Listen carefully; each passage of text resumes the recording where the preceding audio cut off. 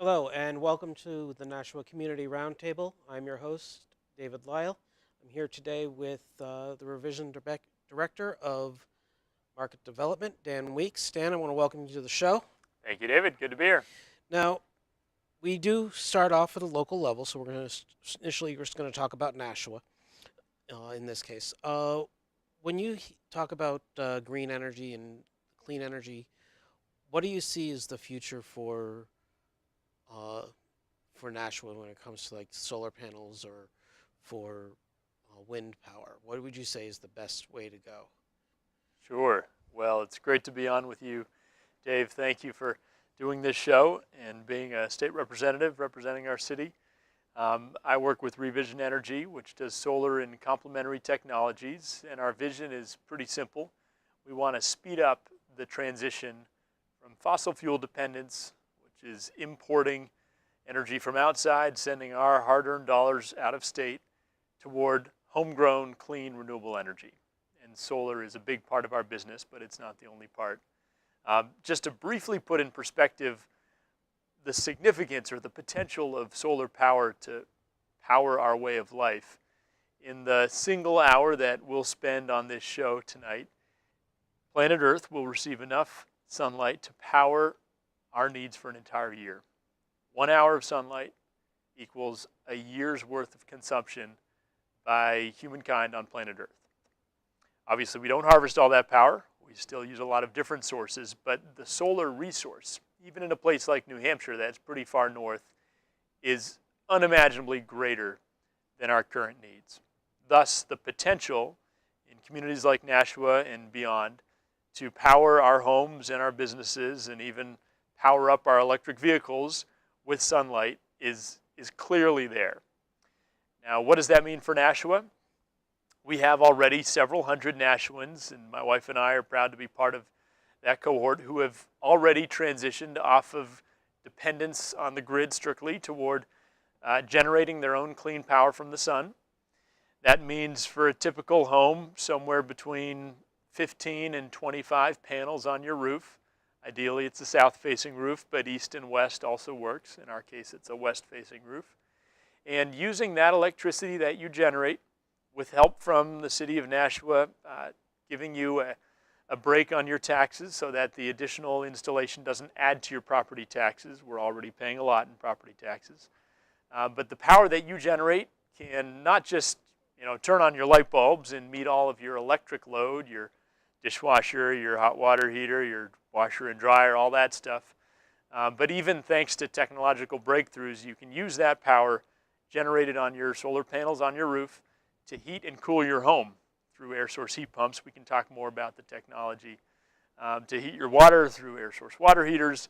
There is all sorts of amazing technological breakthroughs that are upon us that make it possible right here in Nashua to literally power our way of life with solar. So like I said, we've seen several hundred Nashuans already take this step. We see a lot of nonprofits stepping forward saying they want to learn more, and I think in the coming months and years we'll see a lot more businesses and nonprofit organizations going solar. And even the city is looking into taking some bold steps in this direction, where Mayor Daunt just recently became the first mayor in New Hampshire to say that Nashua is committing to uphold the goals of the Paris Climate Accord, even though in Washington we have pulled out. There's a lot happening in this space, and we can get into all of it. Now, there are different levels of solar panels from what I've learned. There's different qualities. What would you say are the qualities that a consumer should look for when getting a solar panel? I've heard of, like, for instance, the Maxion panels use a copper plating in the background to help increase the conductivity. So I think for the person sitting at home thinking, maybe I want to go solar, maybe not, most people don't dig into the weeds on the specific technologies, but the first step really is to find an installer, a company that can design and install solar systems for a home or business that they have confidence in. I'm proud to be with one of them. In addition to being active in the community, my day job is working with Revision Energy But there are 80 different companies operating in New Hampshire, a lot of them really small. We're proud to be the industry leader with close to 200 employees in New Hampshire and Maine, and most recently Massachusetts as well. But you want to find a company that you trust, that has the technical expertise, that has, is able to source the best panels. We only install Class 1 panels, which means that the companies have met strict financial standards, which means they're going to be in business in 25 years, which is the warranty period of the panels. The ones that we install most frequently are Q-Cell is the model. They're designed in Germany. And these panels are 300-watt panels. So for every individual panel, you've seen them on roofs. They're roughly 3 feet by roughly 4 feet in dimensions, rectangular black panels. They get 300 watts of generation potential on that. So if you string 17 of these together, which is our particular configuration on my rooftop, that's about 5 kilowatts of total power that you can generate, which is roughly what a typical home needs to generate all their power needs. Another way of looking at this is, what does somebody pay for on their electric bill every month? Typical in New Hampshire is around about $100 a month. If you look at how much consumption $100 gets you in terms of the units of electricity, the kilowatt hours that you're drawing down from the grid, somewhere in the region of 20 panels, 25 panels will meet all of that need. And so we're talking 20 of these rectangular boxes, which mount securely on the roof, typically 300 watts of power each to add up to what a typical home needs. Now, what about multifamily uses such as apartments and condo complexes? They would need a more extensive system, or is there a setup that is designed to handle multiple residents? It all depends on what the demand is. Our goal as a company, we're a certified B Corp, a benefit corporation, which means we have a social mission, a triple bottom line. It's not just about profits, but people and planet. And our particular mission is to stop our really unsustainable dependence on fossil fuels as a society and help more and more homes and businesses transition and save money by going to clean energy. And so for an apartment complex, the first question is, what is the total use? What is the demand for electricity in that building? And is there enough roof space? And is the roof clear enough from shading? Is it relatively south-facing or east-west instead of north? And so do we have enough space to offset 100% of the need? The answer is yes. Great. If it's a multifamily dwelling, you got to work with the owner, of course, as opposed to somebody renting, since the owner would own the solar electric system. But we are happiest when we can meet all the needs within that home, whether it's one family or 5, and be able to save them all from spending that money on electricity. Now, with several of the projects happening in the city, we've got the one over in Crown Hill. Open air parking lots to me, seem like a prime space to put in almost a solar farm above the above the parking spaces, so that the city can generate some energy from that open space, and at the same time, it also provides some shade in the warmer months. Sure. Solar carports are increasingly popular. You see them at airports. Logan Airport has some large solar arrays on the top levels of their parking garages. Manchester has moved in that direction. So it's great technology. When you design your own system, you can orient it perfectly south. You can pitch it at the right degree to maximize the efficiency of the panels. And so we've been doing those kinds of projects. Costs a little bit more because you're actually creating the structure on which they sit instead of simply installing them on a roof that already exists. But the beautiful thing is we've seen incredible improvements in the technology, real breakthroughs in technology, where the cost of solar panels has come down about 75% in the last decade. So if we were sitting down 5 or 10 years ago, frankly, this is not something that most people would have been able to think about. The idea I used to have in my head is that solar is only for rich environmentalists. But the reality today, whether it's a carport, on a public parking garage, whether it's your own roof for your business, for a typical situation where the roof is pretty much due south and at a good pitch, the payback period is round about 5 to 7 years. Compare that to the 25-year warranty panel period that we guarantee these panels will produce efficiently, or compare it to the 40-plus years that these panels will be expected to continue producing efficiently. And if it takes you only 5 or 6 years to pay it off, you have decades of free power. So whatever the different type of installation, parking garages, homes, etc., the economics have finally come to a point, thanks to technological breakthroughs and generally favorable government regulation. There's some complications that we can get to. But the bottom line is we are at a point where it's actually a viable way for all sorts of homes, businesses, governments, nonprofits to be able to meet a lot of their electricity needs. All right. Well, we're going to move a little bit up in the geography sphere. We're going to move up to the state level. Much of our state is wooded because we have a great tourism area up in the North Country, or northern state part of the state. What would you say would be the effect the solar panels would have in an area that's mostly rural, where their home might be 60 or 70% covered by trees? So a fun little fact point here. There's been good research done out of Stanford University looking at the pathways toward 100% renewable energy generation for each state. And they estimate what it would take in New Hampshire and the other 49 states to generate all of the power that we need as a state from wind and solar primarily, and from hydro as well.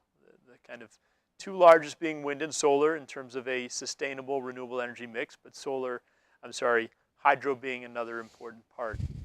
And the total land space that would be required to get New Hampshire to 100% renewable energy is 0.18% of our landmass. So just under 0.2% of the landmass of New Hampshire is the direct spacing we would require through solar power plants, solar farms, wind turbines, in order to meet 100% of our needs. Now, if you count the spacing area, because you need access roads, you need interconnections, it would be about 2.5% of New Hampshire's landmass. Now, when you speak of percentage, when can you relate that to, say, like a certain city size? Because that might help a lot of people more understand, because they think of percentage, they may not know, how much of a percentage, their city could be as size of New Hampshire. Good question. I don't have a good comparison right off the top of my head, but we'll look into that. But needless to say, 2% is not a lot of our land mass. And I make that point to say, there's a common misperception that it would take tons and tons of space, half or a quarter of our land mass, to be able to generate enough power from solar and wind. That just isn't the case. But to your direct question about, folks further north, we're a very wooded state. It's part of our charm. You don't need a lot of space to be able to offset your own home's electricity use. I already mentioned that on my home, it's just 17 panels. It's roughly a quarter of our total roof space, just one section, and that provides enough power to meet all of our needs as a home. We've tried to conserve. We've weatherized our home. We try to not use electricity unnecessarily, so that means we need fewer panels to offset our need. But for folks living up north, just this morning I was in Laconia looking at a project up there, and the gentleman has a lovely plot of land, a lot of trees, but the house is clear enough so they can generate the power they need even while enjoying the forests all around. If somebody has more land and has an open field area, that's also pretty ideal, because then you can do a ground mount, which is pointed right toward the sun. So if there's shade all over your roof, probably not a good idea. Either you want to cut down the trees or look for another way to get on clean power. But if your roof isn't too shady, chances are that you can meet your needs through solar. Okay, so proper site evaluation is necessary Right. at um, and you had mentioned the climate accords. Our governor has decided to follow in the president's footsteps and not go with them, although our mayor has decided to continue as if the climate accords are still up. We were still participating. What would you say is going to be the largest challenge at the state level for renewable energy? So I'm sorry to say, I'm a proud Granite Stater, but I'm sorry to say that our state is frankly miles behind some of our neighboring states like Massachusetts and Vermont when it comes to adopting the kinds of policies that could put us at the forefront of this breakthrough industry. And this is about a lot more than just an environmentalist concerns about getting off of fossil fuels. We see nationally the number of solar jobs approaching 300,000. That's more than coal and oil and gas, all the fossil fuel sources. We see a booming industry, a lot of innovation happening. Frankly, a lot of it's happening over in China, and that's one of the reasons I wish that the president would rethink his stepping away from Paris, because we need to be at the forefront of this industry. As far as what the state can do and what some of the limitations here in New Hampshire are, so how we regulate the many different dimensions of solar is very important. One important recent example, the State Public Utilities Commission, the PUC, gets to determine how much a unit of solar electricity is worth when a homeowner like me sends that back to the grid.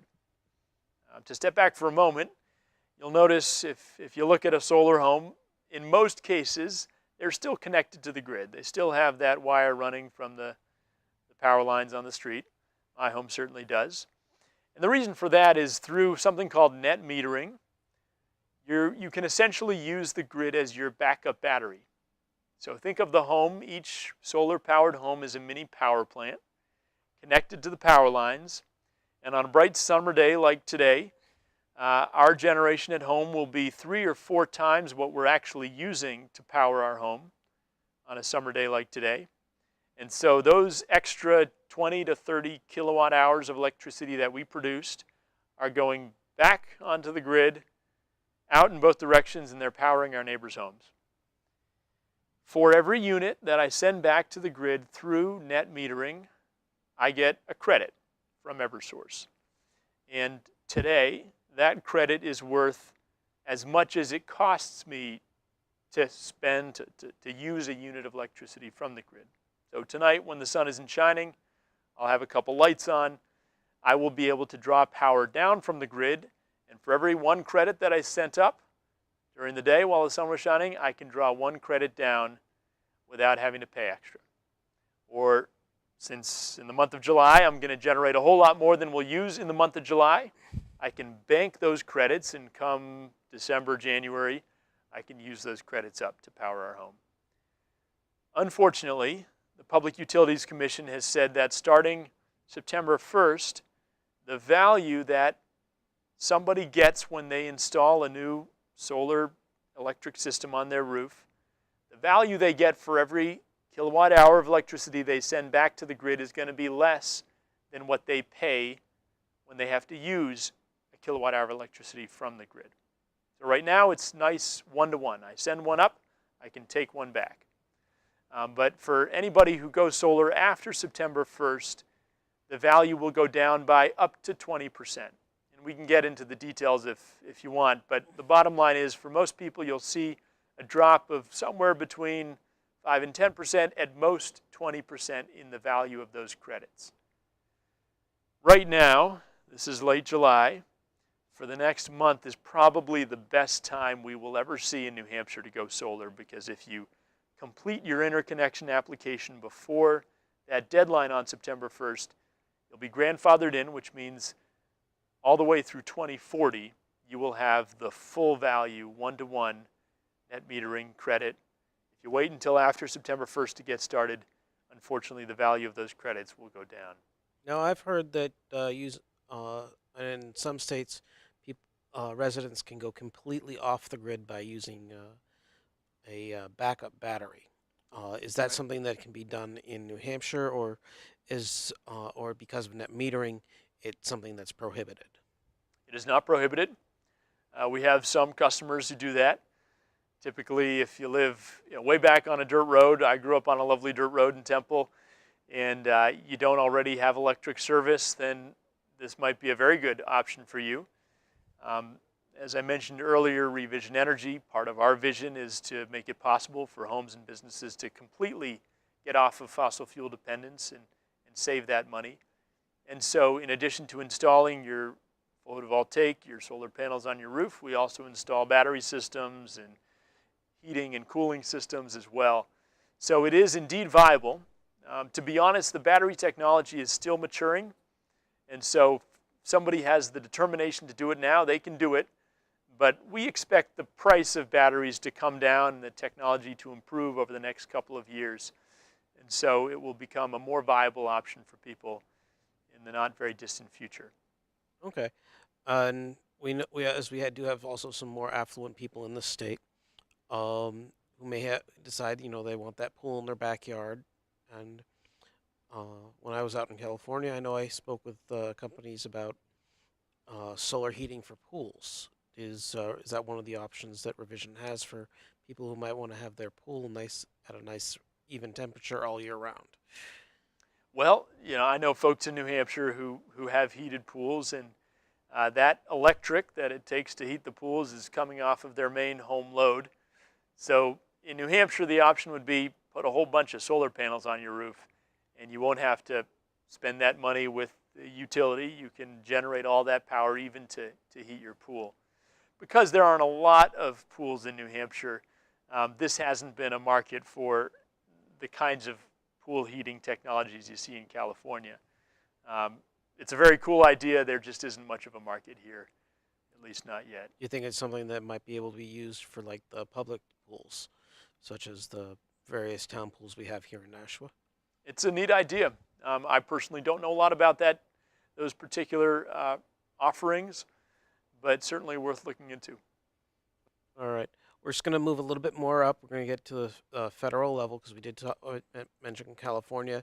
And what do you see the vision for the United States should they decide to back a renewable energy transition in this country? What would be the necessity? Some people say, they need a solar farm the size of Nevada, but I think that might be a little exaggeration. So it would take, I gave some statistics for New Hampshire. For the country as a whole, it would take about 1% of the American landmass to meet all our needs through solar. That would be concentrating a lot of the generation in the most productive regions for solar, which is the Southwest, Arizona, New Mexico, California. Of course, you've got to transmit, you've got to move that power across the country. And so a more realistic approach is to go state by state, because all 50 states, a little bit less in Alaska, but even Alaska has some good potential. The vast majority of states could, through the kinds of solar farms or solar power plants, if you will, that we already see in Massachusetts, they could meet a lot of their needs within their own borders. And part of the beauty of that is you're building that local economy. You're adding a lot of local jobs. In New Hampshire, we're talking 1,200 jobs already in the solar industry, and a lot more being added every year. Are these manufacturing jobs, or are these more marketing jobs where people are knocking door to door to see if These people are are looking for solar? primarily installation. These are engineers who design the systems. These are folks who process the applications and the permitting. These are sales folks who design them and market them. So it's the full spectrum. And there's a lot of good technical skills. Our company has master electricians and plumbers. We bring folks up when they're young. We provide the thousands of hours of training they need to get their full certifications. It's actually a really good career path for a lot of people, and we're excited to work with high schools and community colleges to grow that workforce to meet the needs of this burgeoning industry. Now, keeping on the federal level, where we see a lot of states that their dominant industry has been fossil fuels. And the constant comment is, why don't they just retrain them for solar energy at some of these people, they may not have had the technical knowledge to get the retraining they need. Is there programs that you think that would be valuable for these individuals, or what do you think would be the best way to transition areas like Kentucky and West Virginia from coal to either solar or to wind or even hydroelectric? Sure. The answer is absolutely. People can learn new skills, and the demand is there. We need that growing workforce in renewable energy. And so when politicians talk about protecting jobs, I am all for protecting jobs. Let's make them the best possible jobs we can, and let's make sure that those jobs contribute to a healthy future. The potential that we see, as I already mentioned, close to 300,000 solar jobs in New Hampshire, which is much more than the fossil fuel industry. And that continues to grow. And so by all means, we need those capable workers who've been in coal or gas or oil. We need them to be part of this clean energy revolution. But that's got to begin with sound policies at the state and national level. We need, first of all, a recognition among our national political leaders that the opportunity and the imperative is real. The imperative goes back to the science. There is no question that the climate is changing, that our temperatures are warming, that ocean levels are rising, and that the price that we will pay, that we are already paying, is enormous. In fact, if the current trend continues, we'll see warming in New Hampshire, where by mid-century our climate will resemble that of Washington, D.C. By the end of the 21st century, the climate in New Hampshire will resemble that of North Carolina. And so if you like skiing, if you like maple syrup, if you like our tourism ministry and fall foliage and moose and all of that, you better be concerned about the trend that we're on in terms of climate change right here in New Hampshire. Never mind the effects in places further south where flooding is an increasingly big concern. A large percentage of our population lives in coastal areas, big cities like Miami, New York, Los Angeles, San Francisco, where flooding will cost billions and billions and billions of dollars. Even the short New Hampshire seacoast, we risk over $4 billion in property damage as a result of rising ocean levels and flooding. So the imperative is real. Every scientist will tell you this is real, we've got to deal with it. And the opportunity is real.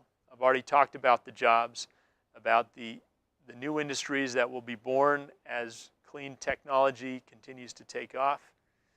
And so we need leadership from the president and Congress that acknowledges the science and that is willing to prioritize clean energy in the way, frankly, we as taxpayers have been prioritizing through our tax subsidies amounting to tens of billions of dollars over the years, the fossil fuel industry. It has not been anything like a fair fight. It has not been a free market by any means. We have been subsidizing tens of billions of dollars over decades the fossil fuel industry. And we need to really change course and either create a fair playing field or level up by providing the kinds of incentives that it will take to really make the transition rapidly at a pace that we need to make it toward clean energy. There are some important subsidies already in place. When we installed our solar panels at my home, the next year when we filed our taxes, we got a 30% tax credit for the cost, 30% of the cost of that installation, which was very helpful. Makes it much more feasible for families like my own and for businesses.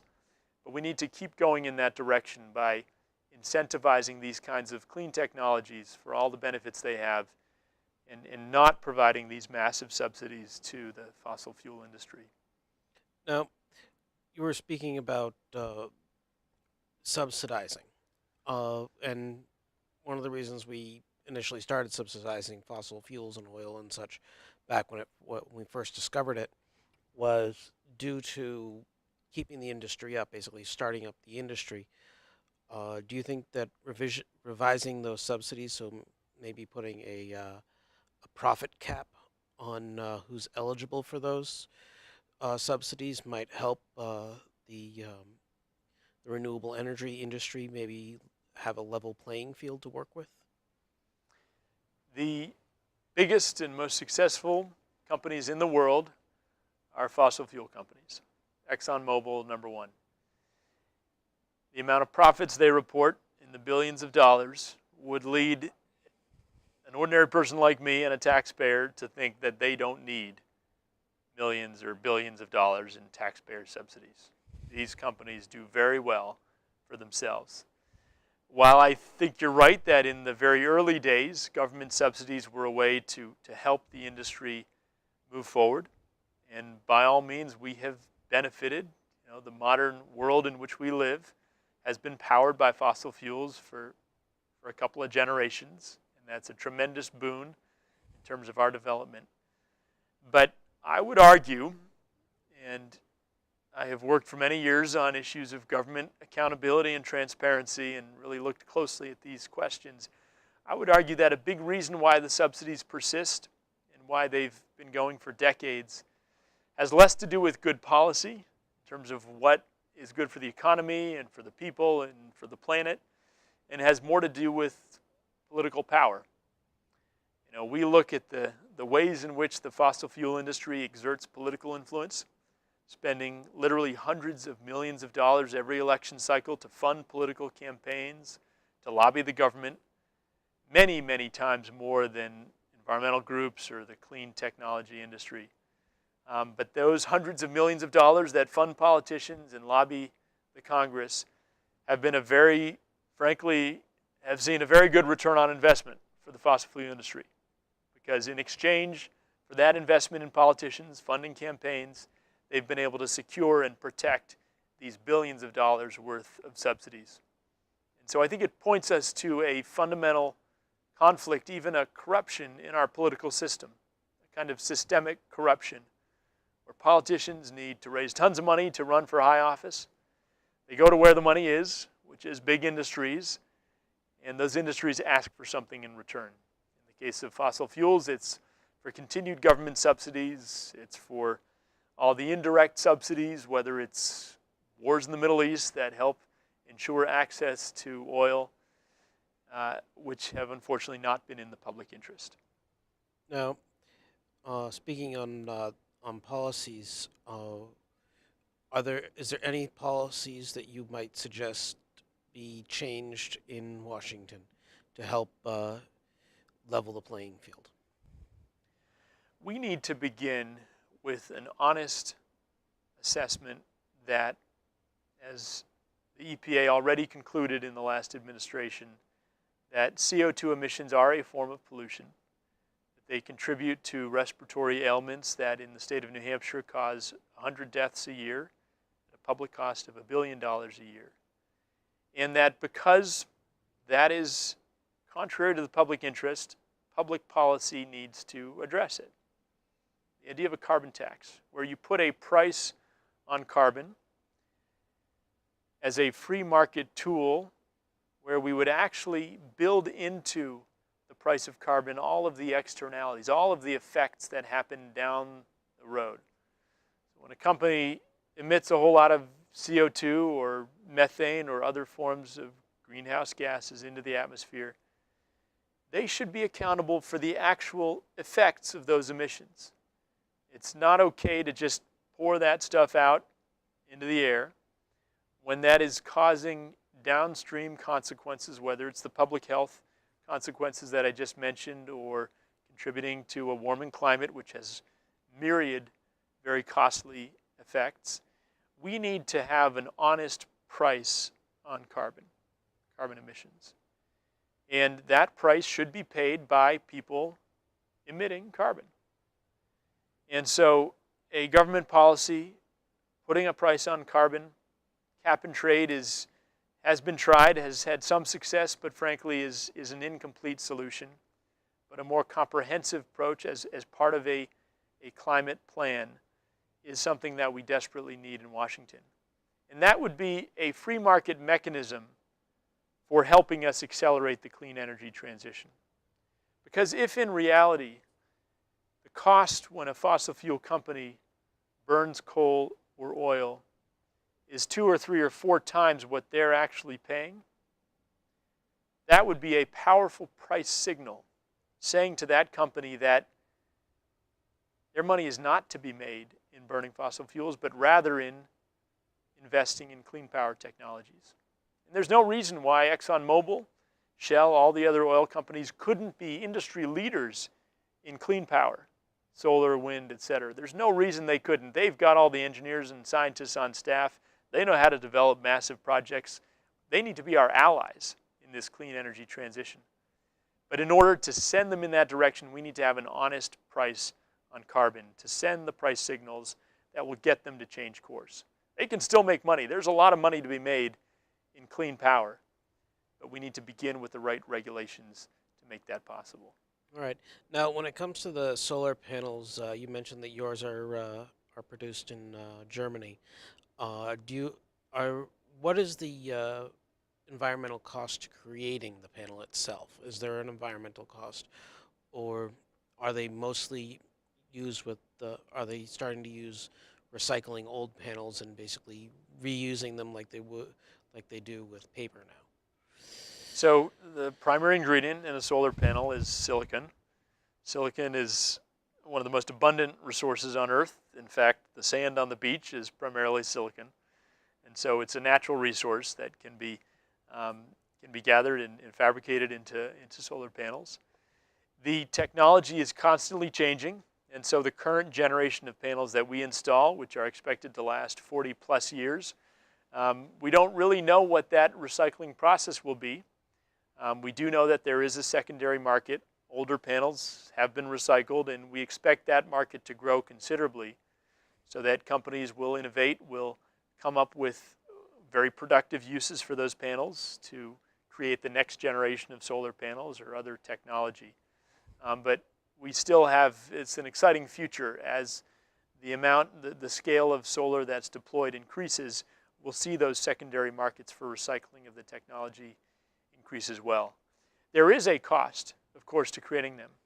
You need a lot of energy as with any industrial production. There is a certain carbon footprint that creating a solar panel has. But fortunately, over those 40 plus years that it's generating clean power, the effects on our climate and the environment in general are much, much less than those of fossil fuel generation. So you're looking at effectively it might take, say, and I'm just throwing out a number here, 10 tons of carbon to create the panel, but over the 40 years, it's that 10 tons basically gets stretched out and comes out to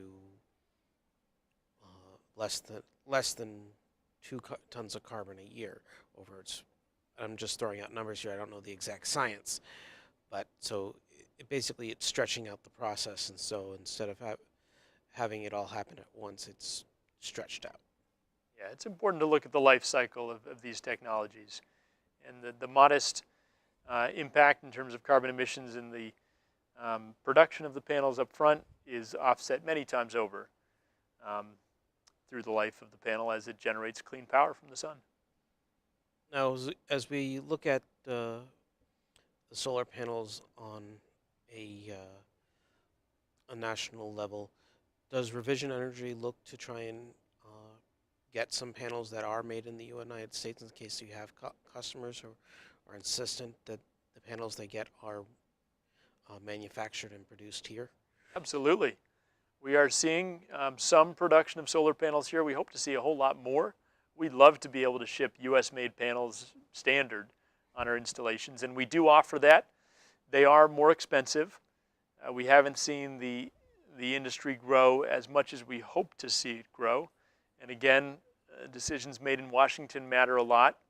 One of the reasons that I was most concerned and disagreed the most with President Trump in his decision to pull out of the Paris Accord is that it is forfeiting an opportunity to really be at the forefront of this new industry. This could be the next industrial revolution. We all use a ton of electricity and power in our daily lives. We got to get that from somewhere. If New Hampshire and the United States decides to be at the forefront, we could see whole new industries emerge, including in the production of solar panels. So we hope that in the not too distant future we will be shipping those standard. Today, the more cost-effective options are made in Asia, designed in Germany, but we hope that changes.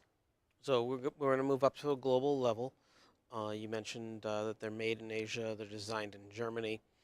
What about what are the or you say on a global level, solar panels or solar energy or renewable energies? What type of effect do you think they're going to have uh, towards? I know we're probably already past the point of reversing, but at least putting off the climate change that we've been seeing on a drastic level Yeah.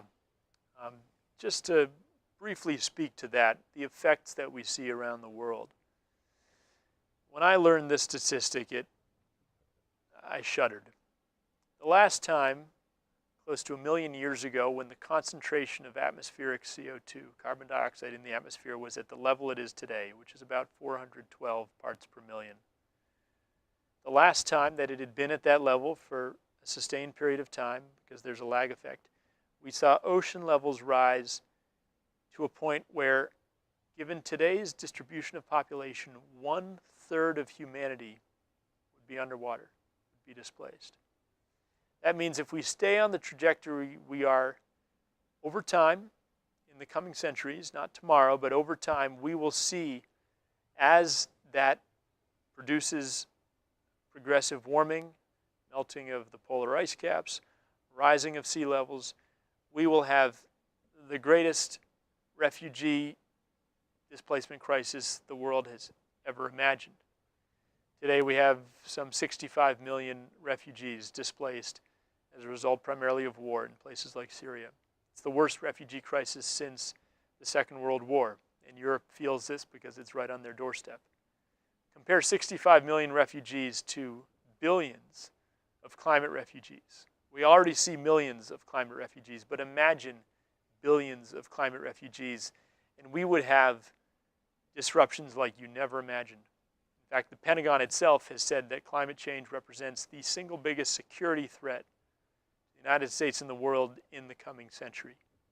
So it is real, and the effects are being felt much more in places near the equator, in places that are less developed, that have less of the buffers that we have in a wealthy, developed country like the United States. I spend time in Southern Africa. My wife is from South Africa. They recently came out of a 3-year drought, which across Africa meant that 24 million people were food insecure. Hundreds of thousands of children were in desperate famine. And that disrupts societies, that causes civil wars, that creates climate refugees, that is a seedbed of terrorism. The effects are very, very real. So not to get too much of a downer, but the world is really feeling the effects, not just tomorrow, but today. All the more reason for countries around the world, especially those that are trying to rapidly develop, to improve the lifestyles, the quality of life of their populations, why they should choose, at this fork in the road, they should choose the clean energy future. We see China and India, the two most populous countries on earth, making huge investments in clean energy.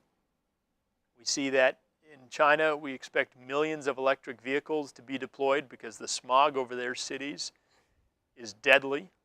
I've been to Beijing, and it's like a constant fog because there is so much pollution today. People are dying decades sooner than they should die, and China realizes that they need to clean up their environment. The way to do that is to not put millions of gas-burning cars on the road, but to put millions of carbon-neutral electric vehicles on the road and to have those charged with solar and wind and hydro. So they've got the memo. They're making the transition. In many ways, they're beating us to it, and we need to make sure that we are at the forefront of this. But when you look at, again, less developed countries like India, people need power. They can't enter the 21st century and the global economy without power. And the ability in remote villages to put a couple of solar panels on a roof and generate that power is a much more promising path than building more coal-fired power plants. Now, something I've seen in documentaries from years ago, a perspective, where we're going with sea levels rising. Do you think renewable energies might be usable, and if there ever were to develop viable, for lack of better terms, floating city states, where this basically you'd have a platform designed to uh, to basically house the population of a displaced city or state? There are some fascinating prototypes out there, which I've seen, and you can imagine quite a remarkable transformation of our coastlines. It's worth pointing out that the cost of building a floating city is almost unimaginable. And so we would do far better as a civilization, as a global family, if we were to really address the crisis that is upon us and not create that need. However, as you imagine, and I've seen a prototype of a floating resort community where it's entirely carbon neutral, where every surface is a solar collector, where they use tidal power generators at the same time, a whole array, wind turbines, a whole array of clean technologies. The technology is really incredible, what's coming down the pike. So you can certainly imagine it. But I would say choice number one is to not face that kind of a massive displacement crisis by dealing with climate change today.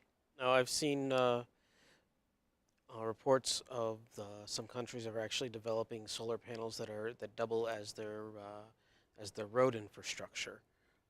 Is this something that is doable here in the United States?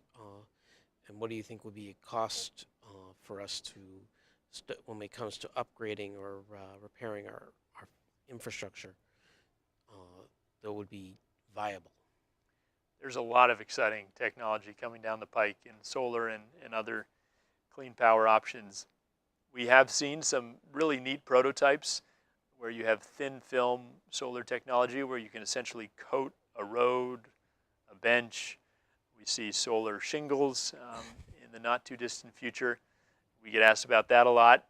In reality, it's still some years out and it's going to be a lot more expensive than the current technologies. Right now, the most cost-efficient approach is what you see on roofs, these silicon panels. But yes, it's coming down the pike. The efficiency today of the thin film technology is not nearly as great as the silicon panels. And so if you wanted to experiment in your own life, with your own home, with your own driveway, be ready to shell out a lot of money and not get a whole lot of power just yet. But we are anticipating a lot more breakthroughs in the not too distant future. Now, what about potential for lack of better terms, electric vehicles being able to, as they're driving, collecting a charge from the road below them, basically having like a low field of energy maybe being produced that the vehicle is picking up on that can help extend the distance that these vehicles can travel? There are a lot of cool ideas in transportation. Um, as a practical matter, if I was to strap a solar panel to the top of my Chevy Bolt, the amount of power I would get from that single panel would be, frankly, negligible in terms of expanding my range. And so the greater promise is in the continued improvements in battery technology. The base of my Chevy Bolt is a 60 kilowatt battery. Pretty darn good. That can carry me almost 300 miles if I go relatively easy when driving. But we're going to see that continue to improve.